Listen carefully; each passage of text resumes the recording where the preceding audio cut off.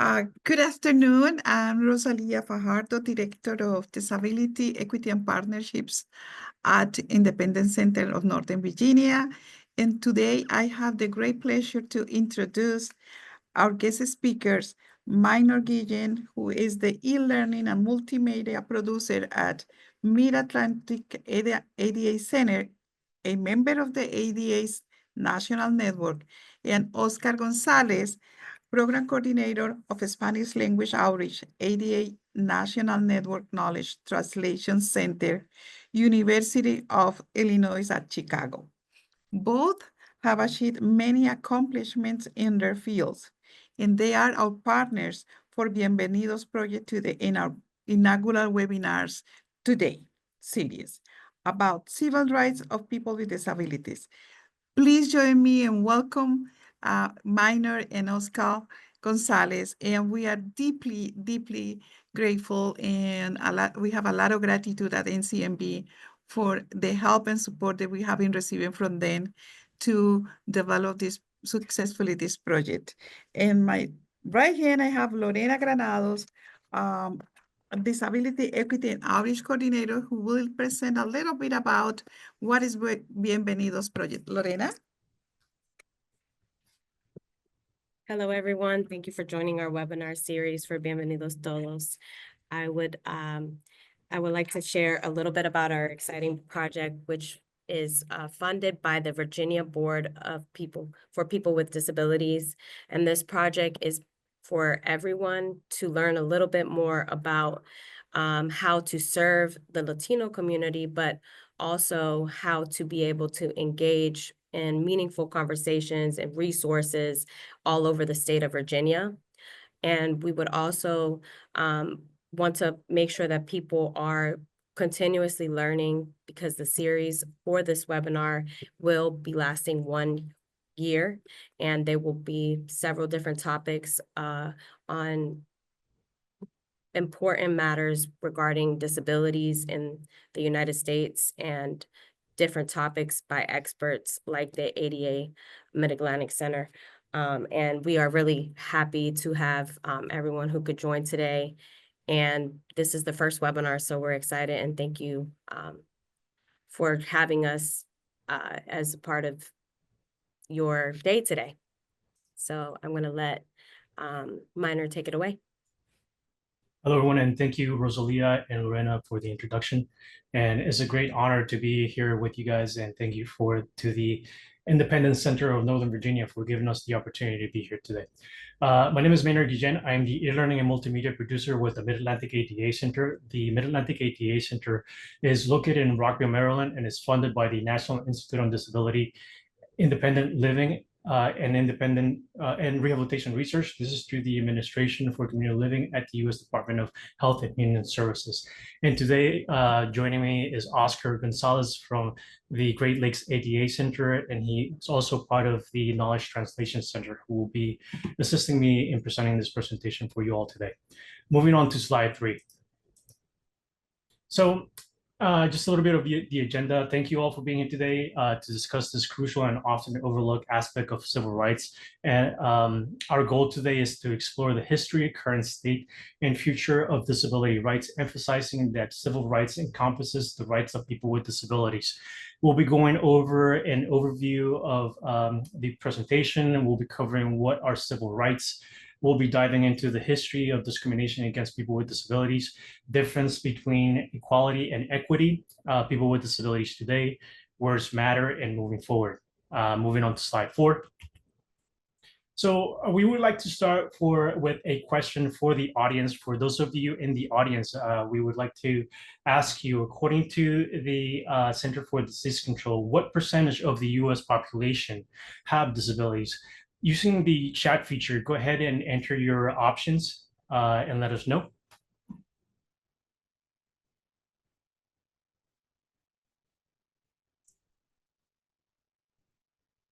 Okay. So moving on to slide 5. So currently, disability in the US is actually quite common. Nearly 26% of the US population, or about 1 in every 4 people, have a disability, and more than a third of people with disabilities have one or more type of disability. So there is a significant portion of the U.S. population that is compromised of people with disabilities. Moving on to slide 6. Oh, and a description of this image. We have a crowd of people just walking, it seems like, on a street, and just wearing different types of colors of clothes. Moving on to slide 6. So with then the immigrant communities and disability, we have populations. The population of Latinos in the U.S. has significantly grown. Currently, the population is 62.1 million Hispanics or Latinos in the U.S. That's a 23% increase from the last decade, which makes up about 5.3 million Hispanic or Latinos in the U.S. who have disabilities. And this does not include the statistics that include undocumented or undocumented disabled immigrants. And it's also important for us to remember that immigrants continue to face underrepresentation and disparities in access to services. And immigrants, especially Spanish speakers, continue to have many barriers to overcome. And these barriers are based on language, access to information, immigration status, discrimination, fear of reporting disability discrimination. Moving on to slide 7. So the population of the Latino Hispanic population in the Mid-Atlantic region, which is comprised of the District of Columbia, Delaware, Maryland, Pennsylvania, Virginia, and West Virginia, which is the area that the Mid-Atlantic ADA Center covers to provide training and guidance on information on everything that relates to the Americans with Disabilities Act. If you're outside of this area, you have a regional center that would cover your area. So any questions that you have regarding the ADA, you would want to look at the ADA National Network or become familiar with the ADA National Network. So currently in the Mid-Atlantic region, there are 2.7 million Hispanics or Latinos. Pennsylvania is the largest state with the largest Latino representation, with almost a million Latinos, out of which 14.7 have a disability. Maryland has 678,000 Latinos, and out of that, there's an estimate that 7% have disabilities. In Virginia, there's 851,000 Latinos, of which 8% have a disability. West Virginia has 29,000 Latinos, of which 9% have a disability. And Delaware has 100,000 Latinos, of which 9.2 have a disability. And the District of Columbia has 70,000 Latinos, out of which 7.2 have a disability. On to slide 8. So another question for the audience: who is a person with a disability? Think back when you were growing up. How did you become aware of disability? Did you go to school with people who have disabilities? And when you were in elementary school, what did disability look like or meant? What did that look like? Go ahead and enter your questions in the chat feature for us.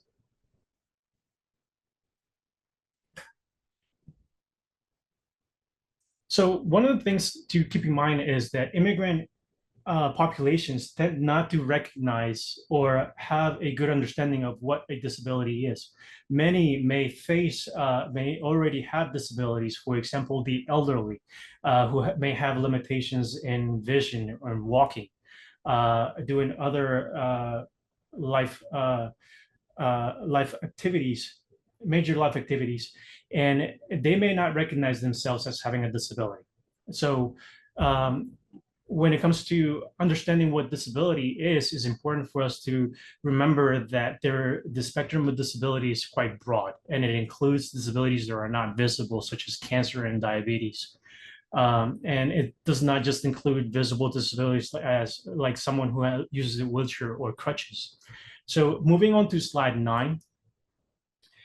What does disability means to me? Disability is the one minority group, or what does disability mean to all of us? Something for us to keep in mind is that disability is the one minority group. We can all join at any time. We are only an accident or an illness away from becoming disabled. And as we age, we are all expected to develop a disability one way or another, whether it be vision, mobility, or cognitive disability. We are all heading that way, whether we like it or not. And so disability, and again, disability is the one minority group we can all join at any moment. Disability is a difference in is a difference, and differences are everywhere. Therefore, we must shift our mentality to understand this perspective. And also relevance in intersectionality reminds us that we must respect the differences within each other. Awareness makes all the differences between between right conduct and wrong or offensive conduct. Awareness is the first step towards a fully inclusive society. So moving on to slide 10. Let's take a trip back in time. We're going to look at the evolution of legislation related to persons with disabilities over time and some specific situations in the disability rights movement that are example to the disability community's fight for their rights. Moving on to slide 11. Why do we look at disability history? Studying the history of people with disability helps us understand that their everyday lives, their perceptions of themselves and society's perceptions of them. It is only then we can take action to create a truly inclusive society. Moving on to slide 12. Disability and the law in the early 20th century. In 1907, the first state forced sterilization law was enacted. Involuntary sterilization of people with disabilities in the U.S. To prevent the passing on of inferior traits. Similar laws were enacted in more than 30 states, typically targeting people with disabilities, especially intellectual disabilities, psychiatric conditions, and epilepsy, as well as degenerates and members of other undesirable groups. It's quite interesting to see that many state laws recognize as seeing people with disabilities as being a burden or not having the right to be able to procreate. Which nowadays is completely different. In 1927, the case Buck versus Bell, which took place in the state of Virginia, where the Supreme Court found that forced sterilization of mental defectiveness was constitutional and appropriate. And Virginia ended its sterilization program in 1979. That's not so far away from where we are now. But we've come to see that people with disabilities were viewed completely different back in the day. Moving on to slide 13. Disability law in the mid-20th century. In 1964, the Civil Rights Act came into enactment. Unfortunately, it did not provide protections that included people with disabilities. Then in 1968, the Civil Rights Act included the Fair Housing Act, but again, there was no protection for people with disabilities. In 1968, the Architectural Barriers Act, or also known as ABA, this act set the accessibility standards for federal buildings, but it did not include or address civil rights directly. Then from the 1960s to the 1990s, many hospitals and psychiatric institutions were shut down, leading to the rise of state-funded programs. These services aim to address individual needs on the case-by-case basis rather than using blanket statements. And then we have an image of various disability advocates who were instrumental in the passing of the ADA. In the picture here, we have Justin Dart, who's in a black suit with black tie and a hat. That's Justin Dart. And then we also have Judy Heumann, the lady with the white shirt, who's a wheelchair user. And they're there in a demonstration with many other advocates, and they're holding a sign with the words of Dr. Martin Luther King that reads, "Injustice anywhere is a threat to justice everywhere." So moving on to slide 14. So at one point, people with disabilities were living in institutions. And in February of 1972, the television station ABC aired a program that was fronted by Gerardo Rivera, who exposed Willowbrook, a disability institution in Staten Island. This ultimately led to the disinstitutionalization of people with disabilities and altered the way society viewed disabilities in general. Group homes became the norm rather than the exception, and more community integration came to be afforded to people with disabilities with settings that promote independent living. Eventually, more civil rights and education laws were passed that consequently changed and expanded services for students and adults with disabilities. So moving on to slide 15. This is where we see where the Rehabilitation Act or some of the other protection for people with disabilities come into place.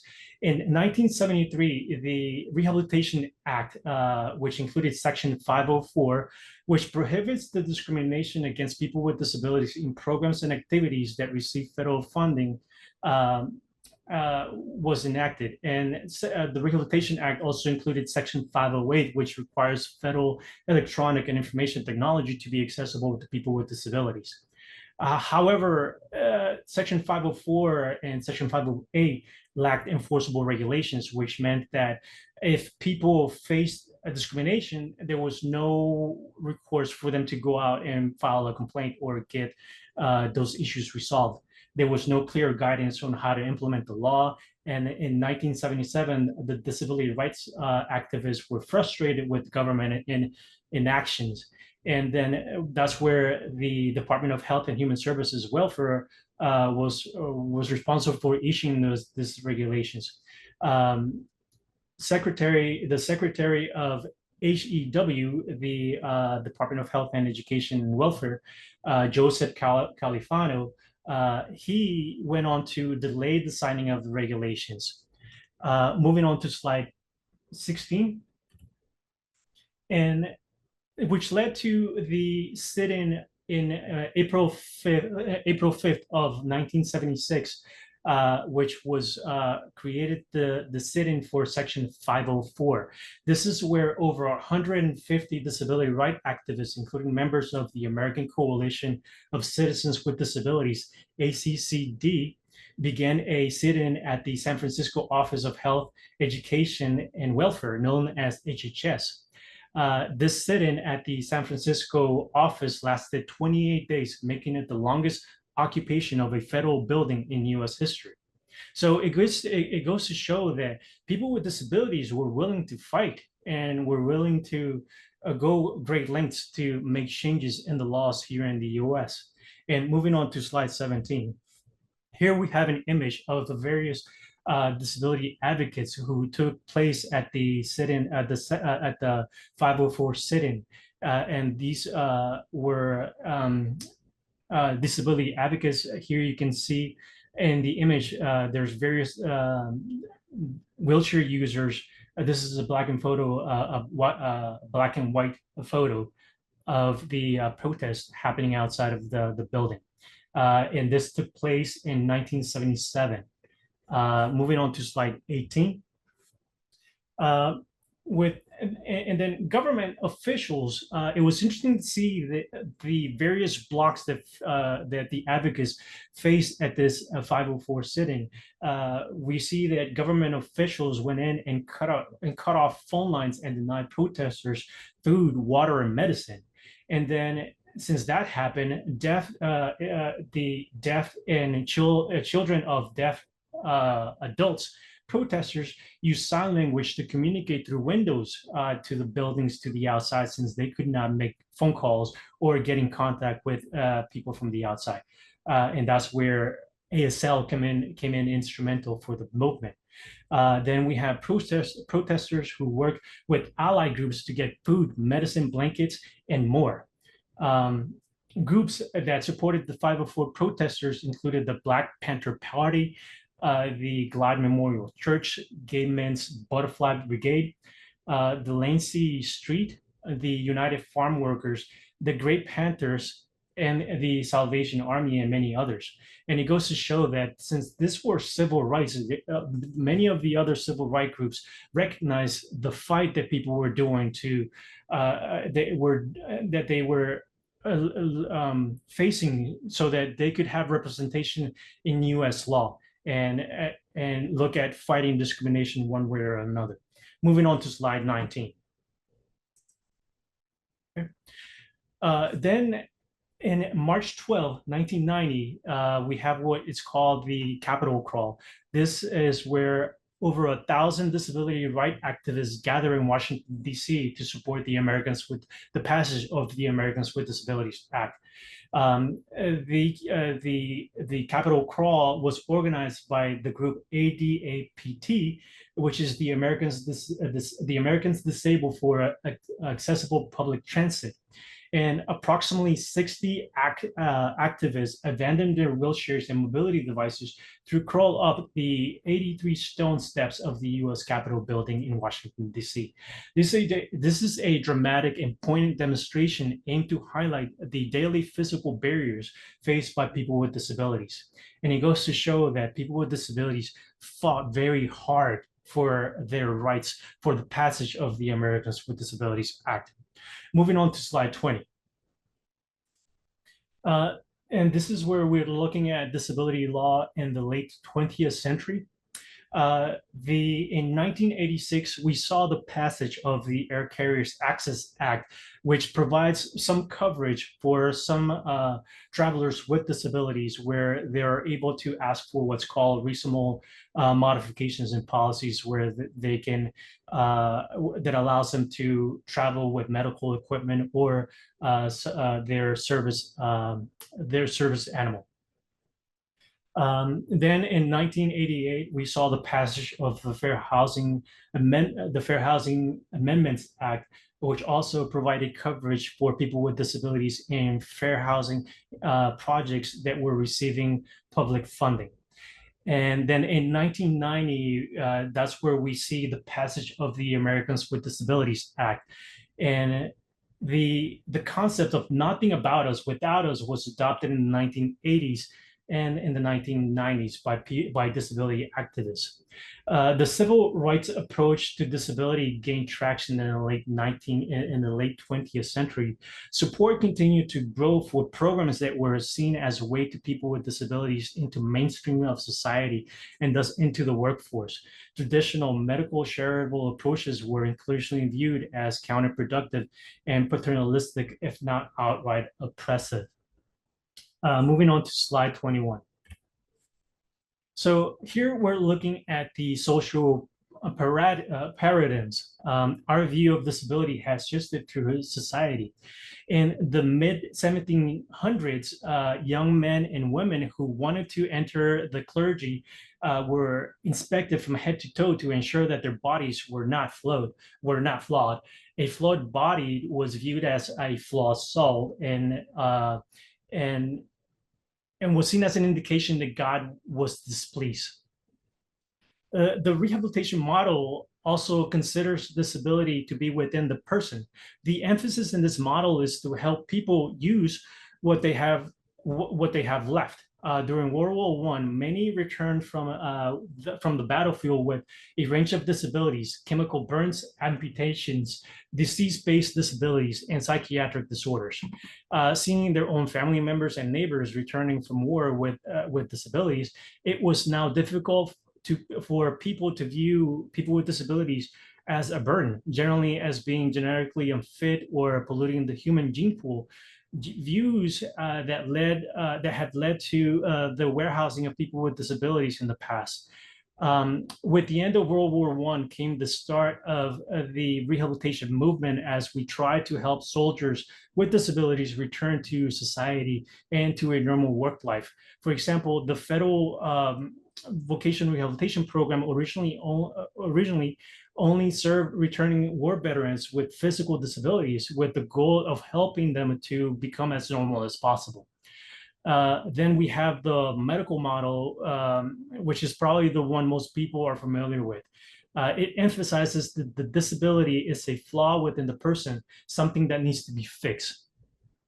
The social model is influenced by the independent living movement, which views disability as socially constructed. People have impairments, but these impairments are not disabilities until they encounter a space. For example, a building does not have an accessible ramp, or a practice, for example, having to complete a job application in a time kiosk.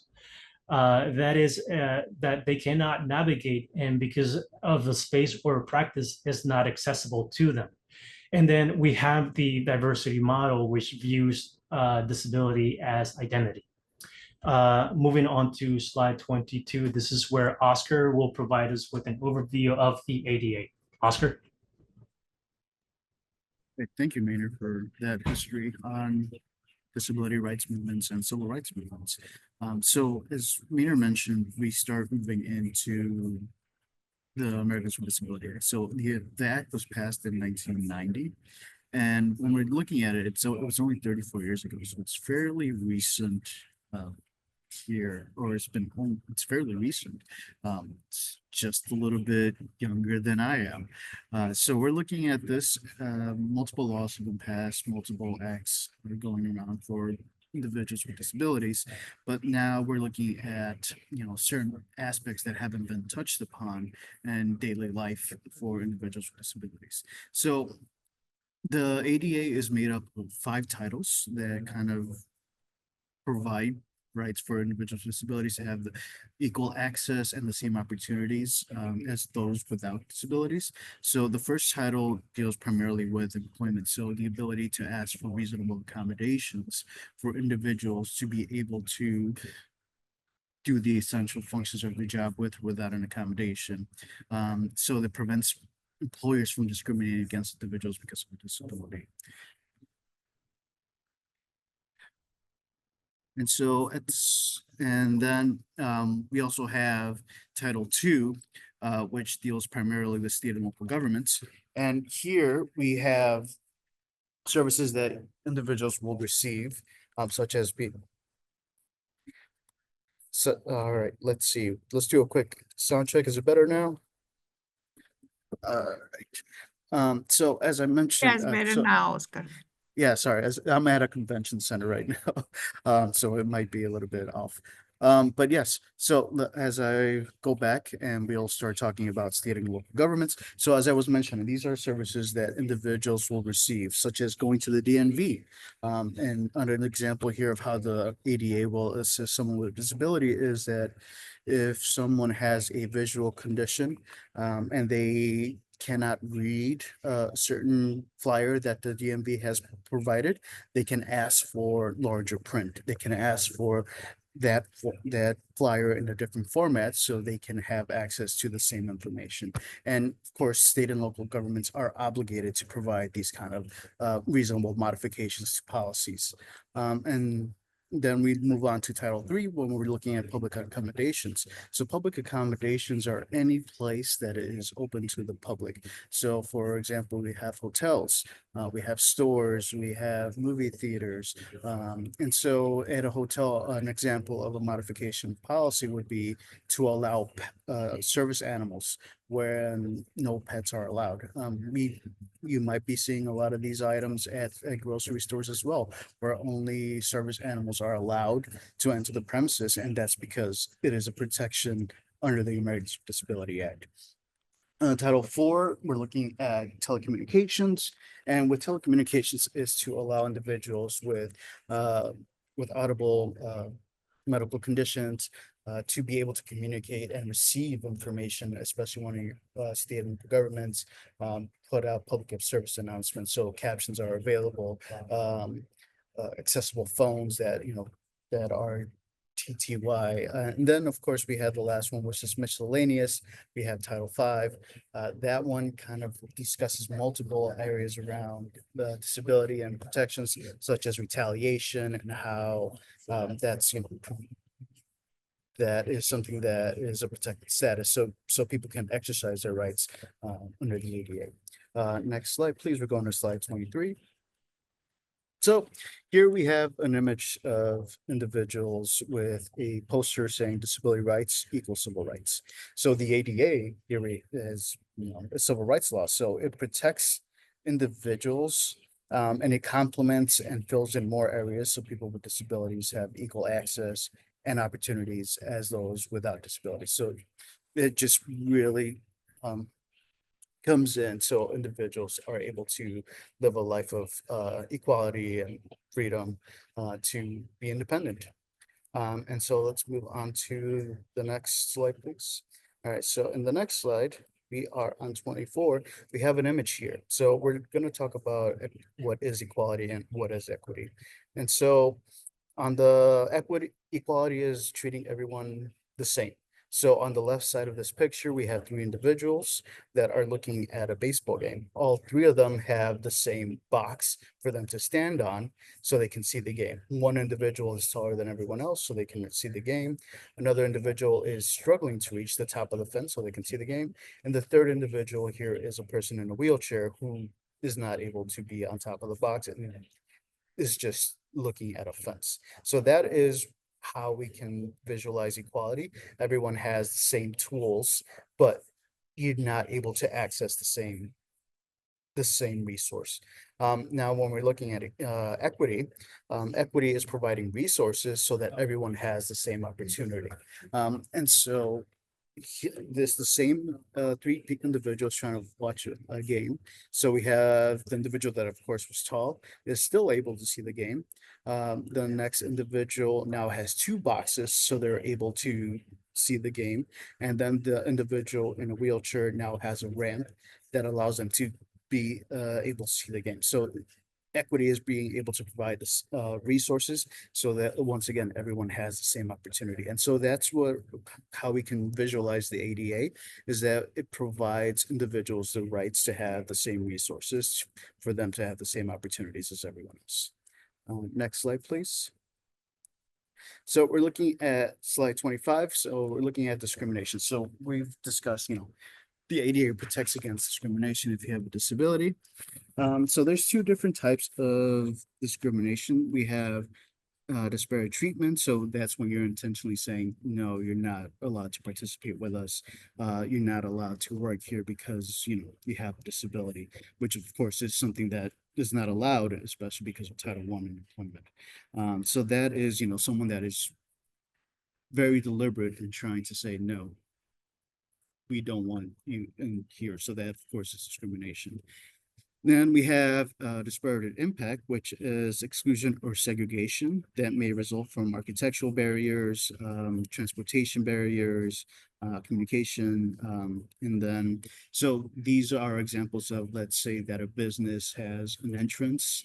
And so we're looking at a physical entrance that has steps to go into the business, and an individual with a mobility impairment, medical mobility condition is not able to utilize those steps and therefore not able to enter the business. So that's a consideration. Same thing with the transportation. You might have multiple stops for light rail, and it's because some of these stops were built prior to the ADA. They don't have elevators for people with physical condition or disabilities to be able to get on and off the tracks. And any new station does have accessibility features, so elevators are there. So those are disparate impacts that are visually there. And then of course we also have paternalistic roles. So that's when someone has an attitude of overprotection. So they believe that they are doing it for the good of everyone.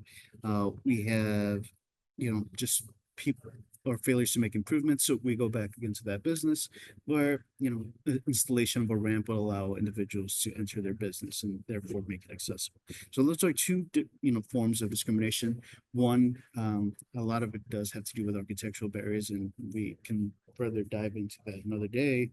And the other one is, of course, deliberate. And both are forms of discrimination, which the ADA is trying to eliminate and make it so that people have the same resources and opportunities. Next slide, please, 26. So now, when we're looking at the ADA, the general requirements are that, of course, we're looking at making sure that things are non-discrimination. People can, you know, benefit from services or have equal access to services, equal opportunities.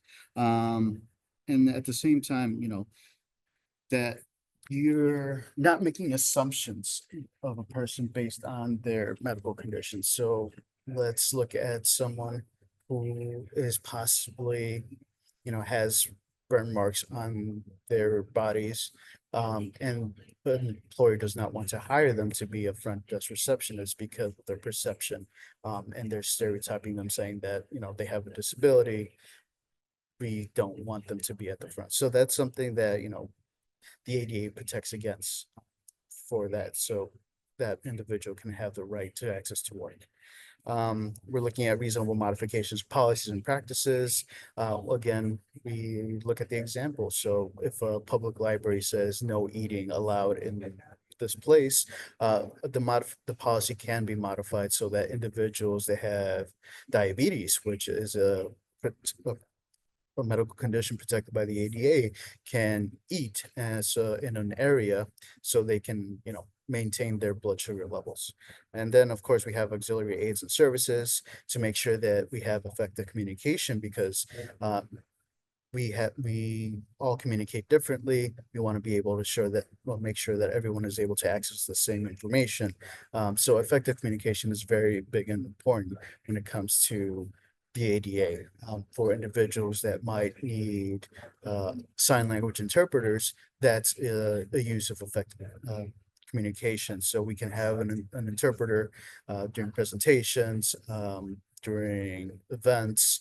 At this point, you may have seen ASL interpreters at concerts, so that's something that's occurring more. We can have captions at baseball games. We can have captions at hockey games.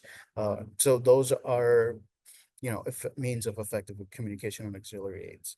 And then, of course, making sure that locations are accessible. So when we're looking at the stores, you know, are there any barriers for entry? And so when you're looking at a business, of course, making sure that the hallways are clear, so for individuals to be able to maneuver, items are not hard to reach, and if they are hard to reach, that you can provide you know, assistance for them to be able to obtain and continue their shopping just like everyone else without a disability. All right, next slide, please. All right, so we're looking at slide 27. So let's talk about people with disabilities today. Slide 28, please. All right, so as Maynor mentioned earlier, we have some statistics on Latinos and Spanish speakers in our area. But when we're looking at overall general statistics on disability, a lot of it we come down to both mobility statistics, so people that have issues with, you know, walking and or, you know, ambulatory movements. About 7% of people in the United States have issues with this kind of action in their daily lives. Then we also have cognitive disabilities. And so those are around 5% of the population here in the United States that have issues with, you know, probably making decisions, taking a little bit longer to think, how they can learn. And of course, when we're looking at the ADA covers both physical or mental conditions for individuals with disabilities. And you know, some individuals might have more than one disability, and so that's something that we also have to consider. And then, of course, independent living. So one of the biggest things about the ADA and civil rights for individuals with disabilities is the ability to be independent. You know, these institutions were there in the past, and we want to have individuals be able to, you know, go about and have the same opportunities as everyone else. And so independent living is something that individuals have about difficulties here in the United States, about 6%. And of course, for those of you that are new to this kind of information, each state has centers for independent living or independent living centers, depending on your area. And these centers are, you know, fantastic because they are a great resource for individuals with disabilities to learn how, if they need help with a task or resource locally, on if they want to be independent on their own, they are able to help guide them into how they can, live on their own, help them with learning how to uh, utilize the public transportation or go to VR services so they can look for get training for jobs. And so these independent living centers, of course, are typically run by individuals with disabilities. So they have lived experience. They have that resource to assist people that want to be able to have, that life of freedom and equality here in the United States. Yeah. All right, next slide, please. Slide 29. And so a little bit more on statistics. So as I mentioned, people with disabilities here that want to work have access to vocational rehab services. And when we're looking at individuals that have disabilities, they typically are lower when it comes to average earning salaries compared to people with non-disabilities. And the employment is a little lower. But at the same time, these individuals are able to work. They have the same right for reasonable modification, so they can do the same jobs as everyone else. And an example of a modification is an individual that is blind is able to ask for a screen reader for using a screen reader so they can view documents at their desktop or at their computer and continue to work and be a person that has a job or career is the same as anyone without disability. So that's something the ADA allows them to do, gives them the right to do, and ask for those accommodations.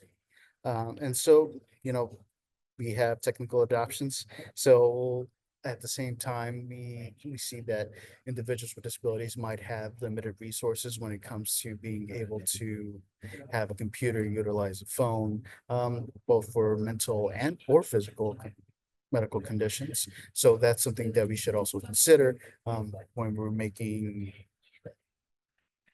web pages, applications, when we're looking at those kind of things. We always have to consider to make them accessible for individuals. So make it easy for them to navigate because the information might be a little too much. And when we're looking at it from a cultural standpoint, at the same time, individuals that are not native English speakers might also have difficulty with accessing information, especially if they have a disability or a cognitive disability, and all the information is in English when their native tongue is from another language.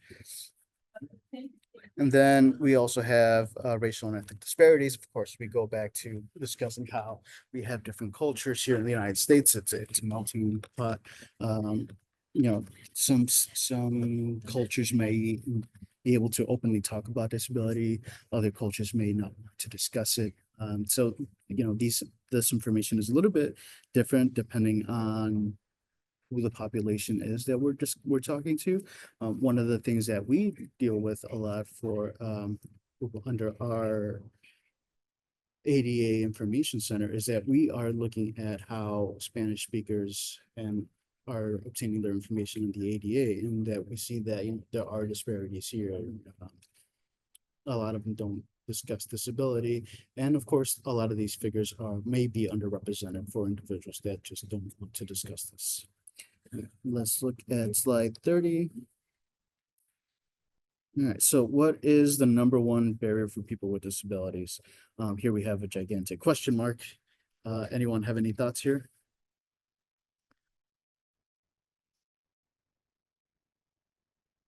All right, so language. All right, so perception. All right, so those are two options. So yeah, we're looking at language, especially when we're looking at individuals that are minorities and or from other countries. Language is one of the biggest things with different cultural groups. that is one of the top barriers. And of course, we also have access to information, and, being able to just discuss disability. But just how we approach disability and these discussions is, one of the items that is heavily in general. But for language, it's definitely a top one for those that don't have English as their first language. All right, and then of course we do have a word bank here of, that is a silhouette of people with it looks like they're dancing. But yes, so they're just standing there and talking. So that's the image that we have in this slide. Next slide, please. All right, so one of the things that we also have to be aware of is stereotypes. We can't be making assumptions that individuals with disabilities are not capable of tasks and or being independent. For example, a person in a wheelchair that, might, the assumptions that they need to be pushed, but that is a very, very, it's not a thing to do because we're looking at disability etiquette. So individuals with disabilities that have mobility aids such as a wheelchair or a cane view or a white cane. So for those individuals that have visual disabilities as well, view those kind of aids as extensions of their body. So it's like grabbing someone through the arm and just like pushing them. So we have to be very considerate about these mobility aids and, recognize that that's part of who they of their bodies. And so always ask first, never assume.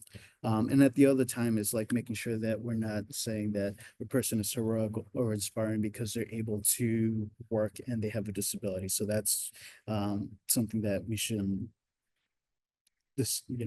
put as an assumption there. So even if it feels like it's a positive, because that person is heroic for running a marathon with a prosthetic, that's that's an assumption and a stereotype. All right, let's go on to the next slide, please. All right, so here we have that, what is normal. So when we're looking at individuals that don't have disabilities, we should avoid saying, oh, that person has a disability and the other person is. So that singles an individual out with individuals with disabilities. And then as we age, as Maynor mentioned, like as we age, we might need mobility aids. We might need hearing aids, we might need visual aids. If glasses didn't exist, a lot of people here would have visual conditions that they would need, they wouldn't be able to properly see. And so disability is just something that's natural and part of the human body or part of the human experience. It's something that we may all have to experience at one point. It may also happen suddenly. We might have an accident or develop a medical condition that will substantially affect how our body's day-to-day activity is.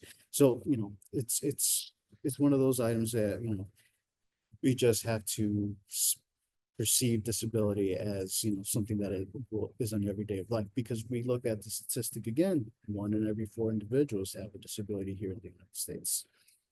Next slide, please, 33. All right, and then one of the other things that we have to consider is outdated language. So language that was used in the past, we still see some of this language in everyday use, especially if you go into a parking lot, you see a handicap zone. Those are words that are no longer considered okay to use. Now we have accessibility, we have disability. So here are a few examples. And of course, when we're looking at it from other cultures, we also have other words that we might use in a different language that are also no longer okay to use. So it's very important to consider the person's disability and start discussing how medical terms have evolved, how certain words are no longer used. And at the same time, we'll go on to how people might want to be perceived as if they have a disability. We'll go on to slide 34.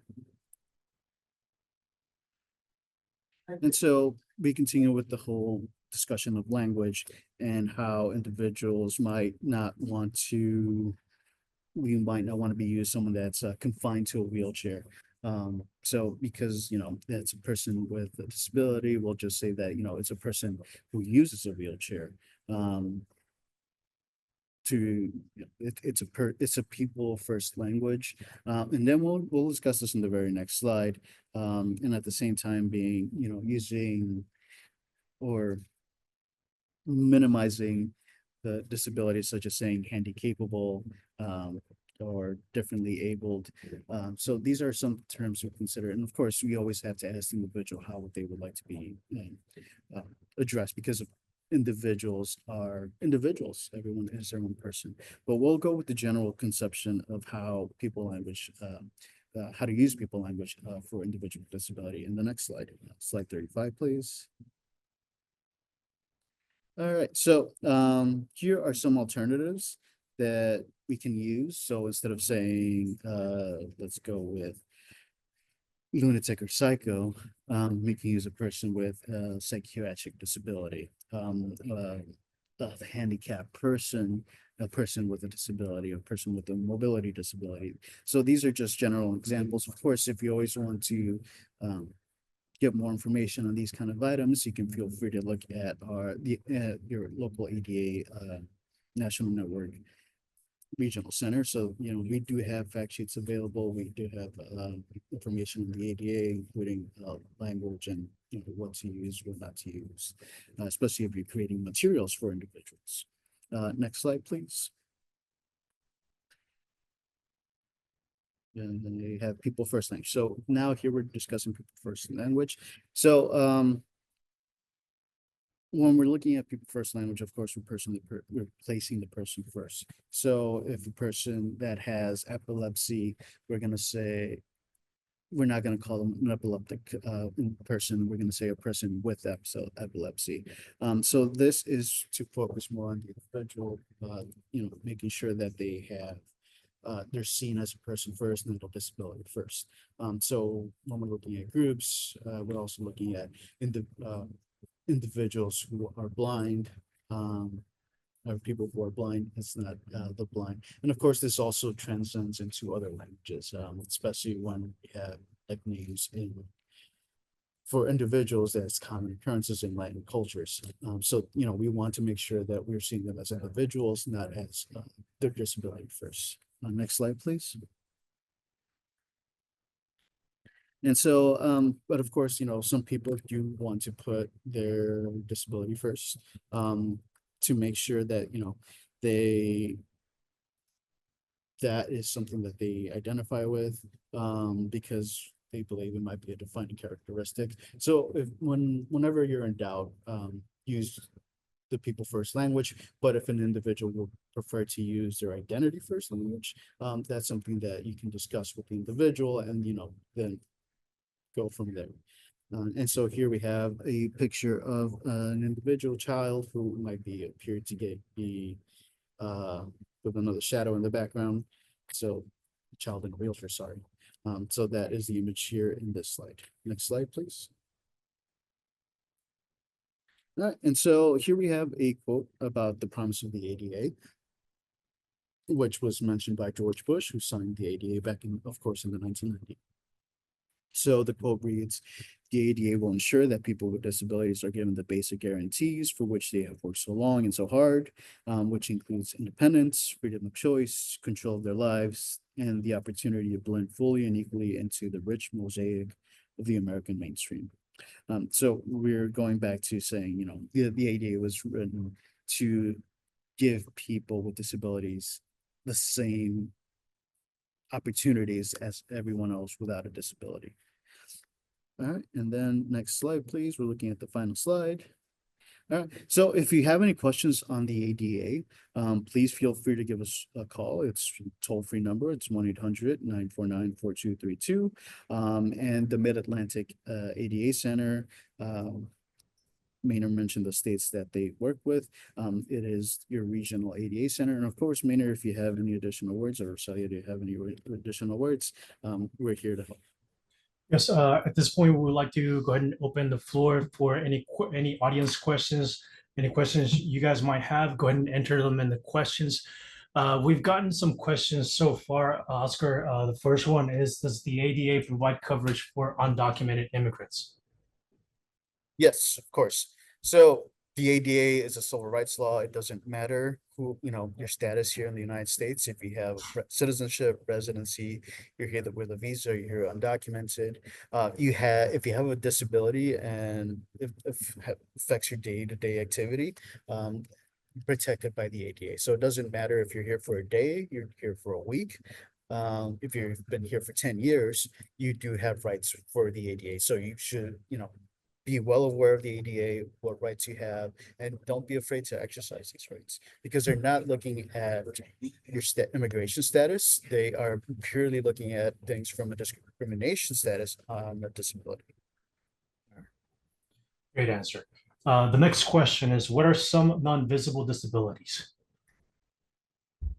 Non-visible disabilities. All right, so non-visible disabilities are, things that are cognitive. So an individual who may have a learning disability. Autism is another mental condition or cognitive condition that may not be visible for a lot of people. Anxiety, depression, those are also considered visible disabilities. And then we look at the way the body works.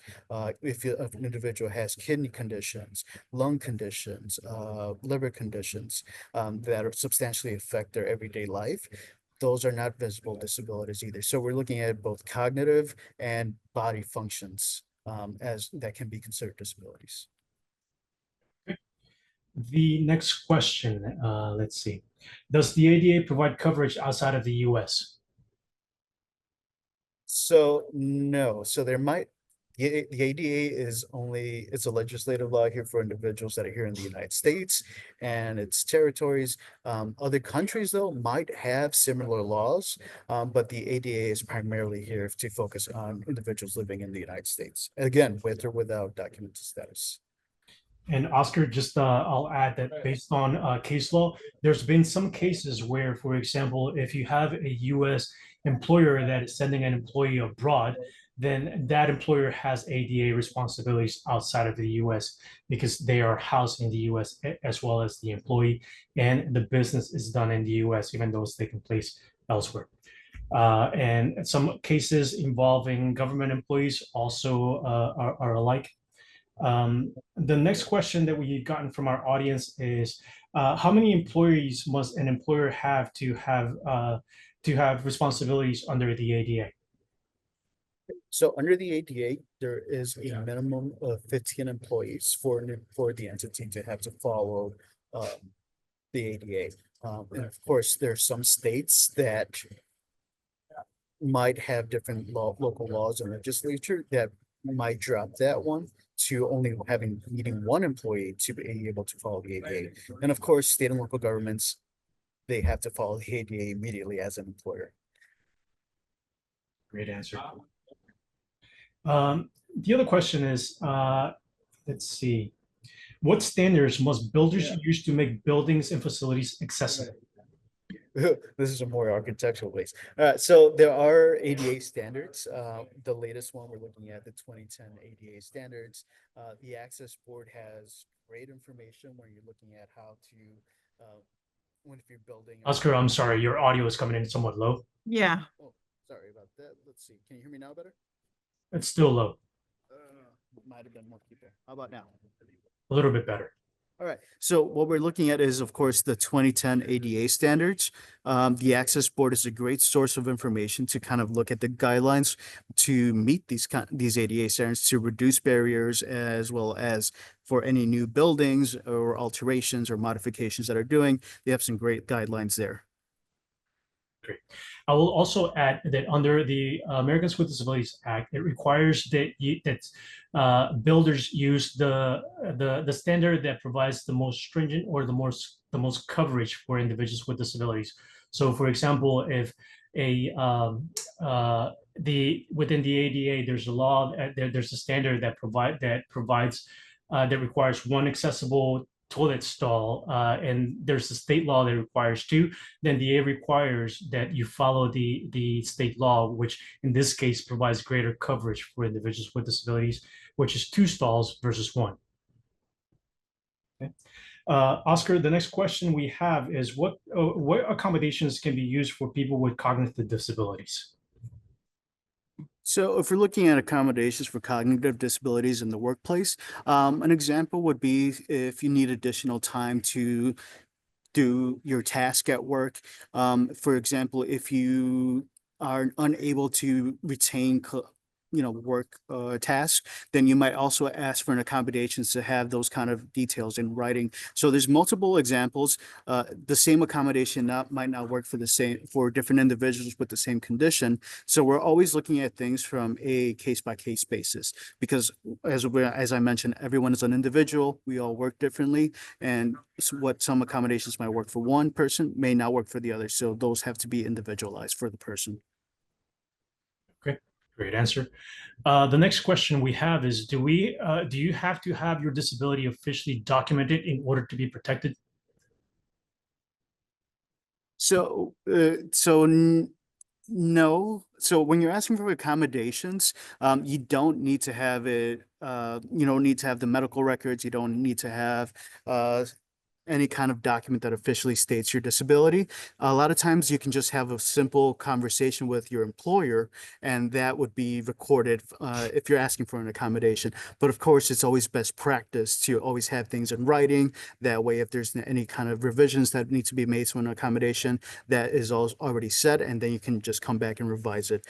But best practice, have it in writing whenever you're talking about accommodations in the workplace. And that's something that we can always provide with more information. If you have questions, you can call your local ADA center.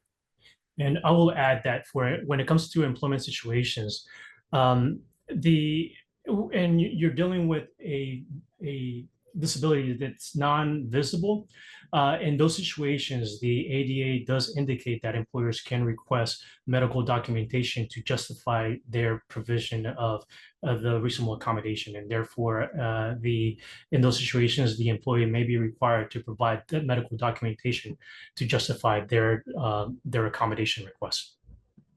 Okay. The next question we have: does the ADA Center help people who are at risk of deportation or have severe medical disabilities who are facing discrimination?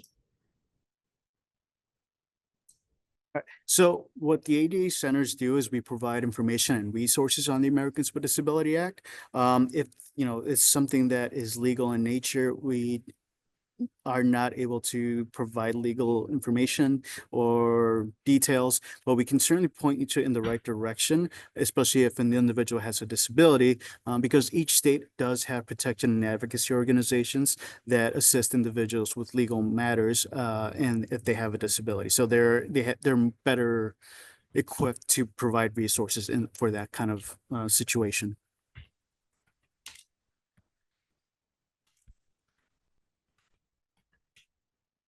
Great. Rosalia, is there anything you would like to add? I just want to say, hold on. I just want to say thank you so very much for this absolutely wonderful presentation. It's always an opportunity to review, to learn about ADA and so many myths and language that our communities use that is so very important to review, and listening from the experts like Maynor and Oscar is just a gift. Thank you so very much for helping us with the Bienvenidos project to create awareness about in our community more in deep about ADA, and especially the impact that the ADA have the knowledge that will be spread with our Latino communities and the diverse community in the state of Virginia. Thank you so very much, Maynor. And don't forget, for those who are in attendance, please do the survey, and our next webinar will be November the 14th. And again, we will have Maynor and ADA with us. See you tonight in Espanol, and thank you so very much for this amazing presentation. And I would like to remind our audience that if you have any questions related to the Americans with Disabilities Act, contact us at 1-800-949-4232 or visit us online at adainfo.org, where we can provide more information and answer all your questions related to the ADA that you might have. It's great. Thank you. Thank you again, Oscar and Maynor. See you tonight. Thank you, everyone. Bye.